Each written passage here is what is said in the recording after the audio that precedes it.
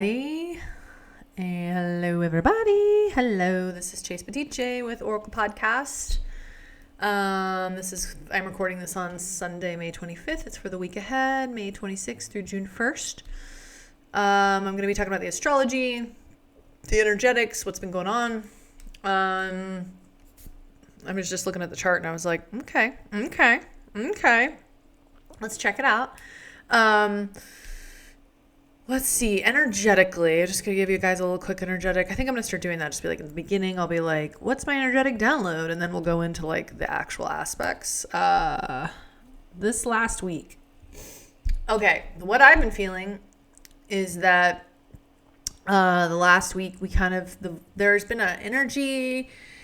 It's felt like there was like a void energy for a little while. And I think that this is just happening. I feel like because we're in the year of the snake, it's a regenerative process, a process of regenesis that's going to be continuing. And things that may have taken us years to kind of go through are going to be happening in matters of weeks and months and days. And that's what I feel. I feel like I keep going through cycle after cycle after cycle. I've been talking a lot about the 5 energy. Currently, we're in actually this 5 cycle. Oh yeah, a friend of mine told me that today was a really important day on the 5B. So it's, it is. I understand now why. So May 5, 2025. It starts at it started at May 20th, which looks like 52025, and it's going all the way to May 29th. But basically, it's a palindrome. So 521, 25, 522, 25, 523, 25. Today we're on 52525. Yes, that's right. And that is the same backwards and forwards. It's also the 5th number on the scale from 0 to 9. So this is the 5th month. We're on a 5 cycle. Today is an important day, and it's representing 5 energy. 5 energy is the energy of change. It's kind of it's the kind of change that shakes your whole foundation. It's the kind of change that shocks your system. It's really fun. But I love change. Don't we all love change? We got to harmonize with change. I mean, to change is to die. To change is to let go. To change is to be born again. And 5, so like just from 0 to 10 or 0 to 9 as it goes, right? 5 is the middle point or 1 to 10. It's the middle point where you go from one kind of way, one set to another set. And it's the shaking point between worlds. I've been feeling 555 so intensely lately. I've been seeing 555, and I always was an 1111 girl myself. Synchronicities and numbers and all that stuff, but 5s have been following me around, especially for the past few months. And it's when I see them, because of the changes that have been happening this year of the snake, this year of the sacred and holy snake that we revere, of the deep divine feminine, the ancient power and water of the divine feminine rising. The 5 is guiding and assisting us. There's like literally the 5 is that moment when the snake kind of breaks out of its skin. It's that transformation when it's kind of breaking it all loose and it's kind of emerging. That's that 5. So we're in that right now. And I've been feeling it the past few weeks. It's been feeling like powerful, intense, all the things. And then just the past few days, I can feel that. Because basically, every time you do that, every time you kind of shed a skin, you move to another level, you quantum jump, you move into another frequency, you make decisions, you make choices, you take risks, you're bold, you start living your life in accordance with your dreams, you follow your intuition, all these things. You sync up with Mother Nature, you create voids. So there's always a void state And the void then comes to be filled, and then you grow out of that, and you create a new void, and then the void grows to be filled, and it's kind of how the nature of reality works. That is kind of what the spiral is. The snake and the serpent being the snake can really coil itself into a spiral, I think, more than any other creature on the planet. So yeah, we're in the middle of that today. Oh my God, as I'm recording this, it's right at this exact moment. 555. Okay. Not to be weird. So yeah, 555. Like, yeah, the 5. Like, you know, we just got to start looking at numbers as codes, because mathematics is a universal language. I'm horrible at math. Okay. Like, I have to count on my fingers, but I'm a nonlinear thinker. When I think about it linearly, I'm horrible at it. When I can look at it visually, and I can look at it symbolically, and I can look at it in terms of coding, it really starts to make sense to me. Because I've always been somebody that's really obsessed with sacred geometry too, which is very mathematical, but it's integrating basically patterns of nature. Because nature, it's basically math, high level. Sacred geometrics is using math to decode, to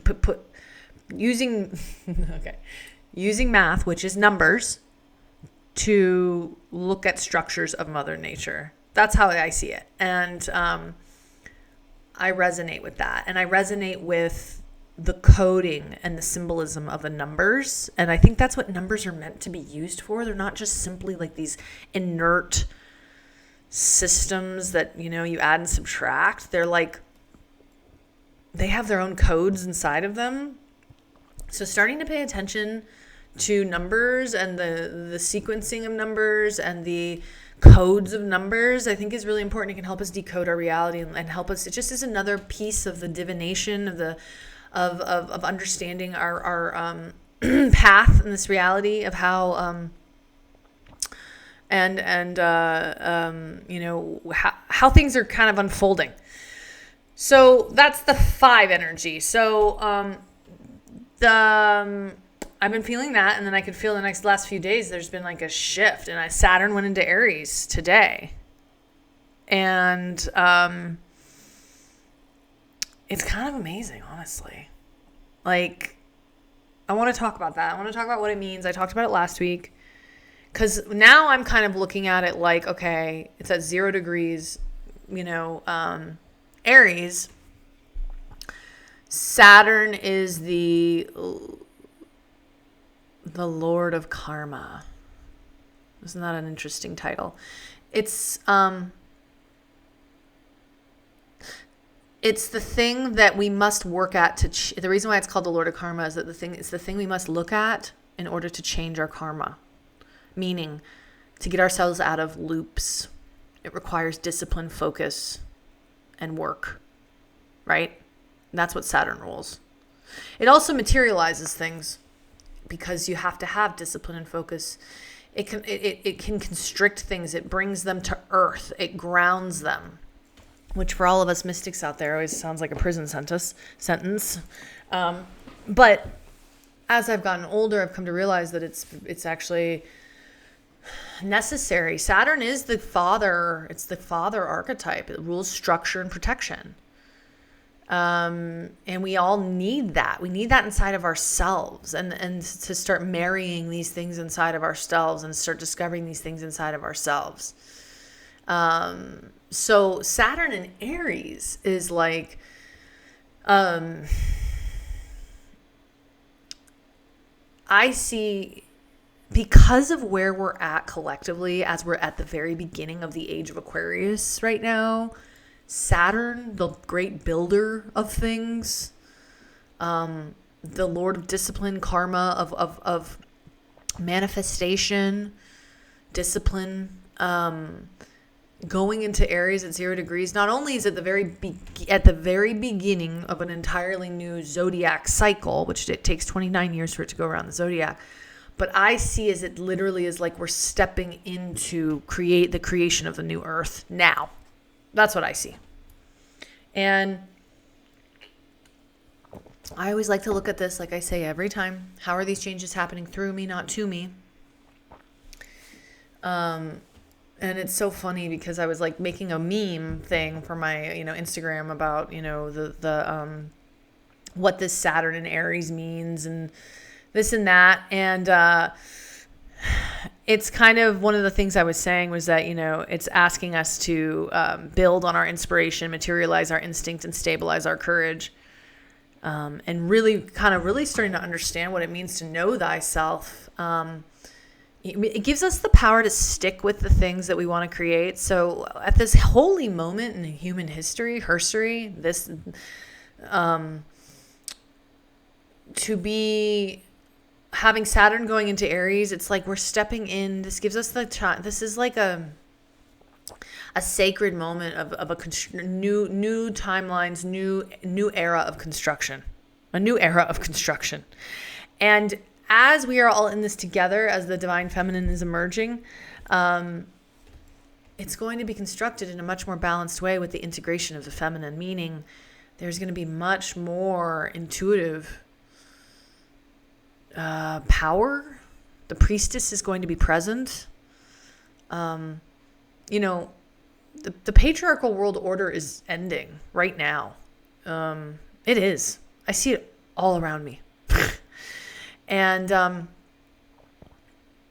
think men get afraid when they hear that because maybe in some way they think that it's going to be matriarchy, which is not what I don't feel that that's what's going to happen. It's going to be a recalibration. It's the end of anything ruling over anything. Men ruling over women, anything dominating anything. And it's the end of a domination kind of mentality. And I'm seeing it in so many clients. I'm seeing it in so many things where people are no longer willing to participate in dynamics that are extracting from them, that are imbalanced, or that are out of alignment. These days it's like I am so keen to my intuition, and because I'm so keen to my intuition, even with hard choices, if you just keep moving energy forward and you start making moves and you start just kind of listening to your intuition, it's like surfing or just riding something. You're just kind of, okay, no to that, yes to this, no to that, but you keep pushing forward. That energy, that is Aries energy. It moves things forward. It's continually moving the mark. And it's also a new kind of era of instinct. It's kind of like re-establishing our instincts. Return of the animal self, return of the animal nature. Aries rules the animal. So remember, Saturn brings things to Earth. And these are things that have been forgotten because we've become machines through the Industrial Revolution. Everybody's so scared of AI, but I'm like, dude, bring it. It needs to do the things that we as humans are doing that have completely eliminated our humanity. Let our friends at AI do it that are interested in doing it. That's their purpose for right now. Who knows, they may grow and change, but we will grow and change with them so that humans can be freed up to do human things, like be out in the sunshine and have their hands in the dirt and eat a fresh vegetable and communicate with animals and enjoy the pleasures of life. And so this Saturn in Aries, it's in the initiation of a new world. It's the initiation of a new way, and it's the new kind of building blocks of the new Earth, and it's conjunct Neptune, which is the dreamer, the mystic, the etheric. It connects to the ancestors. It connects to the ancients. It's that ability to actually leave your body. It's boundaryless. So Saturn and Neptune are very opposing. They're very different. But here, it's so beautiful to have them conjunct at this very, very early degree, at 0 and 1 degree. Because what it's doing is it's giving one the power to swim in the seas of the universal seas, the primordial seas, to open one's consciousness to vision and imagination, and then it's giving one the power to ground that imagination. So there is a very powerful kind of a fusion here. That's why it really is an initiation, another initiation into the new world, and a new kind of step forward into that new world. So as this is happening, we're having also a new moon that is happening about right now. No, tomorrow. New moon is going to be tomorrow. And it's actually all that Saturn and Neptune is sextiling this new moon. And so as the Saturn and the Saturn goes into Aries to conjunct Neptune, and then we have this kind of cool stellium that's got Mercury, the moon, the sun, and Uranus all conjunct. So, the classic book, Astrology, the Cosmic Science by Isabel, what's her last name? Can't remember.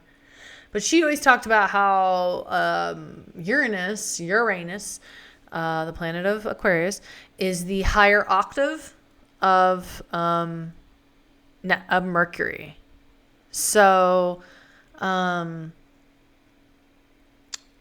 have Mercury conjunct Uranus, conjunct the moon, conjunct the sun, right? So we see the sun and the moon. Those bodies hit us. Like we feel them. We see them. We feel them directly here on planet Earth. We feel all these planets. But to have them charged next to those energies, that's like, wow. That's like some powerful ass insight, awakening energy, downloads, futuristic kind of information, the ability to kind of speak new ideas forth, maybe speaking to what others feel. Maybe they're not able to speak what they feel yet, speaking to the collective.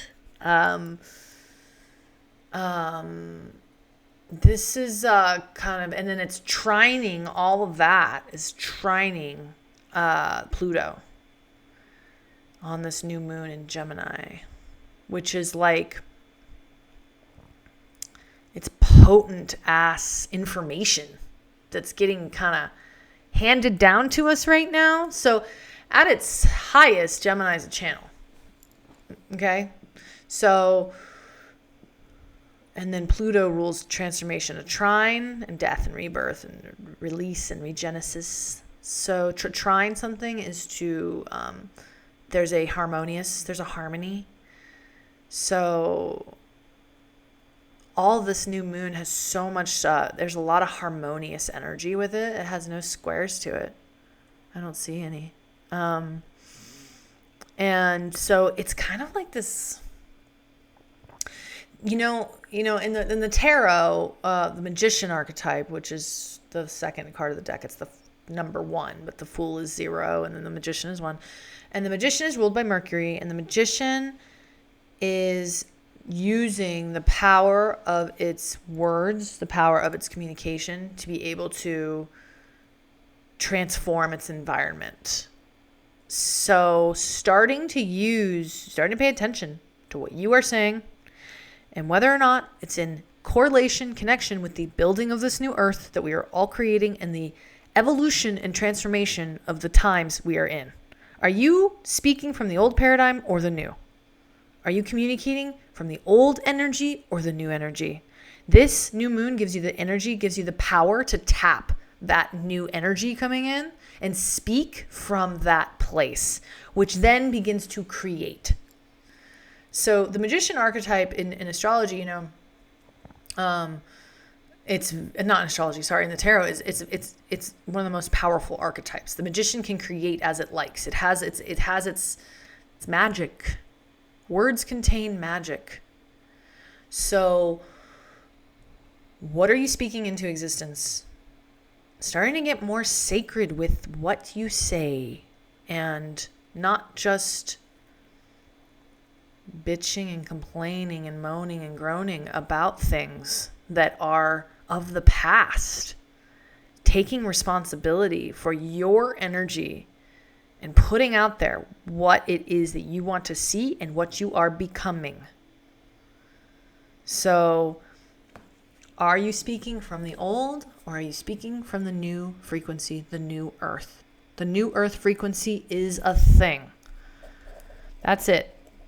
The new earth frequency is a thing, y'all. And you know what? It's getting broadcast from here. Hello. I'm broadcasting from it. Hello. New earth energy here. Hello. And the new earth is going to be looking like a lot less hierarchies. It's going to be looking like a much more of a reverence of the divine feminine within us all, and therefore a reverence of the masculine. The domination and subjugation and the hierarchies and the control mechanisms and the dismissal of the humanity and the dismissal of earth, that era is ending. And there is a new era of worthiness starting to come online, and deep energetic boundaries around what is worthy, and the holding and keeping of that, and the sacredness of that. And it's taking us, spiritual warriors of the new earth, to bring that into existence. And if you don't think you're a spiritual warrior, you don't think you're strong enough, you are. You're listening to this, you're here. And there's nothing that feels better, right? Like, we're all in some kind of we don't like what's going on. Are we going to sit and complain about it, or what are we going to do about it? Are we going to try to fight the systems, or are we going to create something new? Right? So no point in fighting. Just create something new. This has all been really kind of coming online for me because I've been having a pretty profound, since I got my horse. I got a horse a couple weeks ago. And I can't tell you the journey I've been on in 2 weeks with this horse. It's been a very transformative couple weeks. And I finally really got some clarity yesterday talking to my friend Ren, but also today, because basically the journey, and this is connecting to the astrology. I'm just telling you guys a quick story, but my journey with horses has been a very spiritual one, and for me, it's been one about transcending fear, harmonizing with nature, harmonizing with wildness, honoring nature, and really beginning to kind of ride my own life, like be the sovereign being of my own life. And as I was going deeper into traditional horsemanship lessons, I didn't like the way that people were doing it. And these were really cool people that had been trained in these ways. And my intuition was like, I don't like this. I could feel the horse was not happy. The horse felt subjugated. The horse felt used. I was then riding this horse. Like, the whole thing just felt weird. It just, all of it. I didn't like it. I'm too sensitive. I felt everything that was going on. I didn't like it. And then there was a bunch of weird dynamics that started happening. And then I just realized I realized, I kind of need to get my own horse if I really want to create the kind of bond and try to create these different horsemanship ways. And horsemanship, the way that it's done, the horse is so connected to the feminine. And, even the word horse, whore, to break, you break a horse, you break a woman, you break a whore, like you break them down so they're docile, so that they listen to you, so that you can control them, and all in this name of safety, because women are wild, horses are wild, and it's so, and you have to break something down so that it will submit to you, and that whole dynamic just feels like shit to me, because I am a wild woman, and at certain periods of my life, maybe in relationships and in certain situations, been dominated, but it never lasts for long. I always get myself out of it. I know who I am. And I've always been somebody that refuses to be suppressed or to concede or to submit. So anyway, I was been doing some even people that are very intuitive and have been giving me advice and things, and I've been following it to try to connect with my horse, quote unquote, and do these horsemanship like ways and methods, and none of it felt right. To get your horse to respect you. And I was listening to this podcast today it was a class, and it's called The New Era of Horsewomanship. And it's basically these women that are work redefining how we work with these animals. And this is starting now. And I'm a part of it. It's revolutionary. And I'm trusting how I feel, because I feel that these methods are not appropriate, and it's dismissing the spirit of the horse. The whole reason we love these horses is because they are wild. That is the whole reason we love them. And why do we want to tame something that's wild in order for us to feel safe? Can we harmonize with the wildness? Can we dance with it? And so this new era of horsewomanship has begun. And I think it really today, I just was on that call today, and on the day that Saturn moves into Aries, on the day of the building of the new earth, on the day that this new moon is coming in with this new information, we are in the beginning of stewarding a new energy, and we are the way showers. So let's rise to the occasion together and do this and create this world together. Who's on board? Let's go. Because it's an important time. It's an important time right now in the human scope of this planet.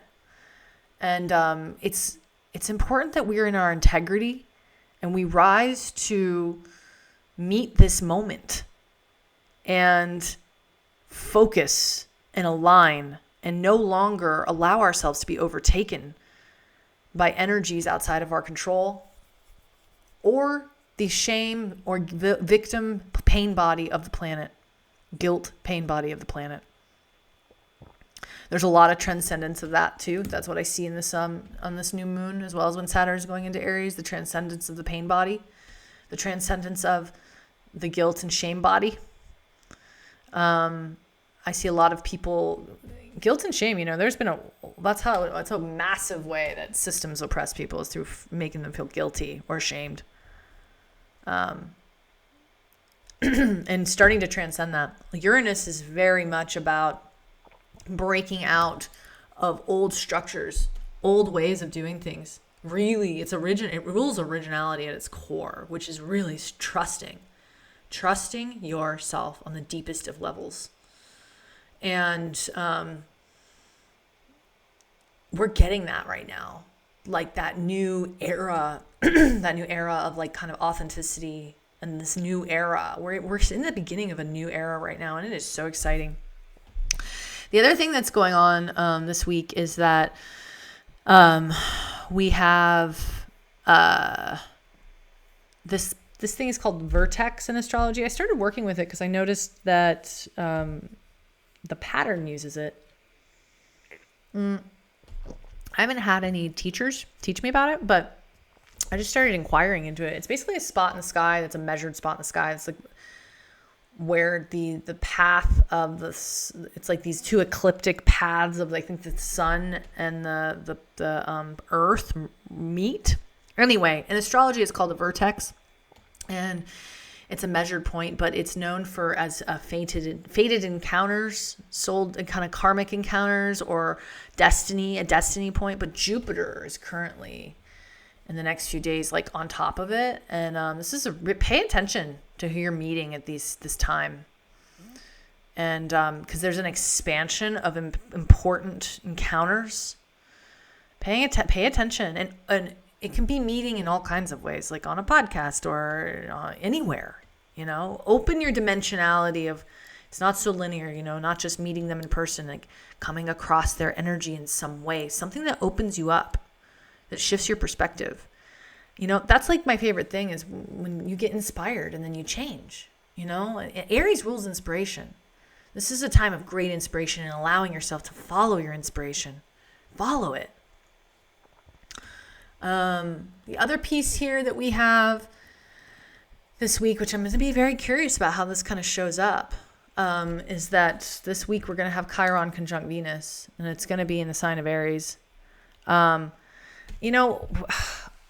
one I'm kind of feeling like I think that Chiron conjunct Venus. Yeah, no, I said that. Because Chiron can be heavy. It's like the wounded healer, but there's another side to Chiron that's also like healing. And then it's Venus, which is the divine feminine and self-worth and pleasure and beauty. And I think that these two are meeting up in this Aries at this beginning of this initiation. Right now they are conjunct. So tomorrow on this full moon, this new moon, they're going to be even closer. And it's really like looking at the wounding of the past, what we've done to our Mother Earth, what we've done to ourselves, what we've done to the animals, and how it's impossible to have this kind of, I don't know, whatever paradigm we have right now. The paradigm we have dismisses all of that, as it dismisses the divine feminine, the priestess, all of it, our intuition, our sense of self. All right. And Chiron conjunct Venus is like looking at the wounding of that and then saying, this is changing. I'm going to actually look at the way that has wounded me, and I'm going to transcend. I'm not going to stay in this anymore, and I'm going to make choices. I'm going to start valuing myself in a new way, because Aries initiates, Aries changes, Aries carries energy forward. So think about that, because it's like, how tired do we have to be? You know what I mean?